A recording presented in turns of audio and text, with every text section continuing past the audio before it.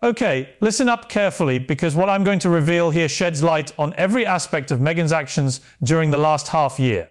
Even as she's openly stating her desire to preserve her marriage through joint counseling sessions captured in photos and sharing vague posts on Instagram about holding firm, she's been methodically gearing up for a split. And this isn't guesswork, I've got proof.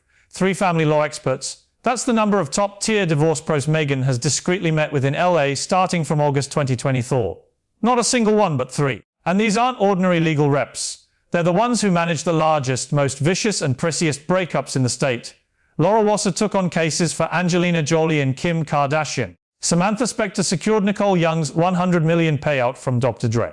Stacy Phillips dealt with Charlie Sheen's former spouse. Meghan has conferred with each of them. Why reach out to 3 elite divorce specialists if your goal is to mend the relationship? You don't. You're scouting for the expert who'll secure the optimal deal. And based on insiders at 2 of those offices, Meghan wasn't posing general scenarios. She was inquiring about precise details on California's shared assets rules, safeguarding holdings and child custody approaches. I've reported on star separations for 3 decades. I observed the Wales conflict that ruined Diana and Charles. I followed Brad and Angelina's ordeal. I witnessed Bezos' $38 billion split. And I recognize the signs. I spot precisely what signals an impending filing. And Meghan is ticking all the indicators. Allow me to guide you through her steps because none of it's unlawful. It's not wrongdoing. It's simply deliberate, tactical, and utterly merciless. In September 2024, Meghan's lifestyle venture, American Riviera Orchard, underwent a reorganization. Initially established as a shared enterprise with Harry as a listed co-creator. But that month, state records in California indicated it shifted to a single owner setup held entirely by Meghan. Harry's involvement was erased entirely. He shifted from joint founder to no stake whatsoever. On the surface, this could seem logical if Harry had no role in operations. But the key point is this. From now on, any earnings from American Riviera Orchard count as Meghan's individual assets, not joint ones. Should the venture thrive, get sold, or produce profits, Harry receives zilch. That's basic prep for separation. Transform shared holdings into personal ones prior to initiating. A similar setup occurred with her podcast agreement when Meghan inked a deal with Lemonada Media toward the end of 2024. The pact was framed as a solo service contract under Meghan Markle personally, not via Archewell Productions or any combined outfit with Harry.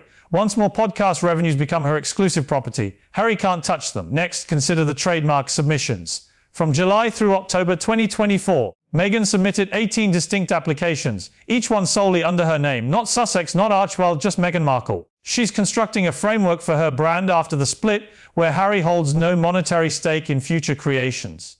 But this is where the planning turns especially shrewd. Recall how I mentioned they're teetering on insolvency, with liabilities surpassing resources. Well, guess who bears most of those obligations? Harry. The costs from his phone-tapping suits are under Harry's name. He's the one suing. He's on the hook personally if defeated. The loan on the Montecito home. Harry's listed primary on the title, making him the main debtor. The American Express case we covered. The accounts were open for Harry, with Meghan as a secondary user. By law, he's chiefly accountable. Meghan has been carefully arranging so that the obligations fall on Harry, while upcoming revenue sources remain her personal assets. In a dissolution, joint holdings divide evenly, but liabilities are allocated by whose name they're attached to and who's liable. She's positioning Harry to shoulder millions in obligations as she departs unscathed with her enterprises and trademarks preserved. Now let's discuss the Portugal estate because this is tangible. This is verified and stands as the strongest proof of her departure plan. In October 2024, a residence in Portugal was acquired for around $24.5 million. Reports have circulated that it's an investment for the Sussex clan, but examining the actual ownership papers, which are accessible publicly in Portugal, reveals a notable detail. The estate belongs to an entity named Melides Holdings. And per the Portuguese business register, the true owner is M. Markle, a California dweller. Not the Duke and Duchess jointly, not Harry and Meghan together, solely M. Markle. Harry might have chipped in funds for the buy. He likely did, in truth. But if the formal title is exclusively hers via her firm, then during a breakup it'll be contested as her individual holding. And here's the significance of Portugal in particular. It's not for concealment or evasion. It's far more straightforward. Portugal provides a special tax status for non-regular residents. By establishing tax residency there, you gain major breaks on overseas earnings for a decade. For an individual anticipating funds from US companies, book contracts, media gigs, Portuguese residency offers huge tax perks. That's one angle. But crucially, Portugal sits in the EU. Residency in one member state grants living and working rights across the union. Meghan isn't scheming to dodge accountability. she's mapping out her glamorous post-marriage existence in Europe, near enough to sustain her fame. Distant from Harry to avoid frequent interactions, and in a tax-haven ideal for her projected earnings. That's not illicit. It's merely astute separation prep if you're affluent and prefer not to remain in California handling your former partner. But this uncovers the schedule. Every one of these actions, the company overhauls, the solo trademarks, the Portugal buy, the lawyer meetings, occurred from August to November 2024. Just 4 months. She executed all this in 4 months. What sparked it in August? Per various informants, that's when Meghan first got a rundown from her money advisors on the true extent of the financial collapse. They laid out the figures. They clarified the debts were crushing, the Montecito place could need selling, creditors would pursue all assets. And that's the point. She resolved not to sink alongside Harry. She aimed to shield herself. Now, let me present the most incriminating proof of her motives. It stems from an individual present at a session with Meghan and her legal team in October 2024. Per this informant, who provided a declaration to Harry's counsel, Meghan stated this: "I didn't abandon the monarchy to wind up penniless in California. I'll take any steps necessary to guard what I've created." Harry chose his path. Those are his burdens to handle. Consider that once more. Harry chose his path. Those are his burdens to handle. She's referring to him as if it's history. She's distanced herself from his troubles. She's treating the union as finished. That gathering was in October. It's February now. She's had an additional 4 months to ready herself. And per insiders near the matter, the petition is forthcoming. We're speaking days or weeks, not longer. This outlines the approach, drawn from talks with several separation lawyers versed in California statutes. First step, Meghan submits the divorce papers listing irreparable conflicts. Routine no blame process, no spectacle. Second, she promptly seeks interim rulings for full physical guardianship of the kids. Her case: Harry faces judicial woes, financial ruin, possible expulsion, while she's the reliable guardian who's been the main nurturer. Third, she contends her ventures post-separation. American Riviera Orchard, the podcast, the Marks, are her private property since they stemmed from her solo work. Fourth, she asserts Harry's suit expenses are his personal liabilities as they're his disputes, his decisions, his duty. Fifth, she declares the Portugal estate her exclusive asset as it's titled to her and bought with her individual resources. Sixth, she seeks maintenance from Harry, claiming she fought in her profession to back his court fights and family mending attempts. Yes, that's correct. She'll demand alimony from Harry despite holding the ventures and marks. Despite reorganizing all to her name alone, because California bases support on marital lifestyle and income potential in the union.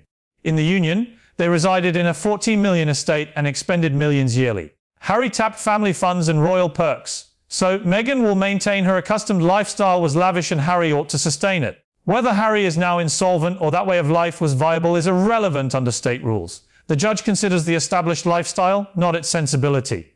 This spells disaster for Harry. He forfeits his kids, he's burdened with the debts, he's mandated to provide support he lacks funds for, and Meghan departs with her operations and European holding, and he has scant options to halt it.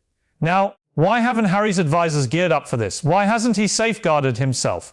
Per sources, they've alerted him repeatedly. His lawyers have informed him Meghan is shifting assets, her conduct signals split prep, he must act first. But Harry refuses to accept it. He's clinging to hope for reconciliation. He believes weathering the insolvency and child matters will improve things. He fails to grasp Meghan disengaged ages ago. She's progressed in mind and money. She's merely biding time for the ideal filing moment. And that time approaches swiftly because California's family court nears a decision on King Charles's request. Once that verdict arrives, if the court mandates the kids move to Britain, that's Meghan's cue to file. She'll portray it as, "I strove to hold this household intact, but my spouse's relatives are attempting to snatch my children. I can't remain in a partnership where my kin-in-law assault me legally. I must defend myself and my offspring." It'll be the supreme sufferer story. She endeavored, but the harsh royals shattered her bond by seeking her kids. She was compelled to seek dissolution. The press will devour it. Her backers will unite behind her. And Harry will appear as the feeble guy who permitted his kin to harass his partner until she departed.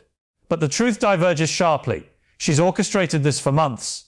She's realigned every resource, met various lawyers, established independent revenue, and set herself to exit, with all while Harry ends up empty-handed. That's not a casualty. That's a hunter. Let me describe Harry's post-split existence because it's grim. He's in the US on a permit that's shaky from his substance revelations in his memoir. If obligated to deliver unaffordable maintenance and child aid, he risks court defiance. Defiance could nullify his permit. Nullification means expulsion to Britain. But his offspring stay in California under Meghan's main care, So he turns into a distant dad, visiting his children briefly yearly on Meghan's conditions. Insolvent, he lacks funds to contest for improved guardianship, no resources to dispute Meghan's assertions her ventures are private, no means for anything but agreeing to her terms. And returning to Britain, what awaits? A kin he slandered in his tome, a sibling who shuns him, a dad who extended aid he spurned, he torched all connections and now must grovel for pardon, all due to relying on Meghan, all for ignoring alerts, all thinking affection sufficed. The sorrow is everyone foresaw this. Diana's pulse cautioned him. The Queen did. William did. His dad did. Even her relatives highlighted her habit of ditching folks. But Harry believed he was unique. He felt his devotion would prevail. He assumed she relied on him. She didn't. She required his status, his stage, his clan's wealth, and his surname. After exhausting those, after milking the royal tie maximally, she advanced to the subsequent stage, and that stage excludes Harry. Here's the concluding proof she's mentally detached already. In November 2024, Meghan appeared at a LA gathering. It was snapped. It was open, no secrecy. But scrutinizing the images, she sans engagement or wedding ring. Both absent. When queried by media afterward, her rep claimed the bands were in cleaning for 3 months. They've undergone cleaning for 3 months. That's not maintenance. That's detachment. That's a lady who's removed her symbols because she's resolved to conclude the bond. She's simply delaying the formal step. So, my query to you. When Meghan submits, likely in the coming 30 days, will it shock you? Will you view it as sudden? Or will you recall I forewarned months back this loomed?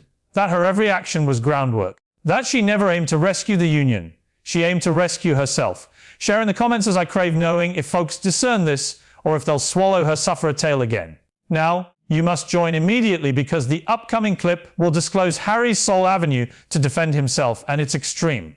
It entails returning to Britain, aligning totally with his dad's guardianship bid, and opposing Meghan in the split hearings. It's the ultimate measure. It obliterates any remnant of their connection. But it could be Harry's lone path to endure monetarily and keep some bond with his offspring. Press subscribe. Activate notifications because that clip arrives tomorrow and it'll detail precisely what Harry must undertake to rescue himself. Circulate this widely. Forward it to whoever sees Meghan as the injured party here because the proof is irrefutable. She schemed this split for months and Harry stands to forfeit all. Subscribe now. Tomorrow we unveil Harry's final opportunity. And believe me, you won't fathom how dire it's become.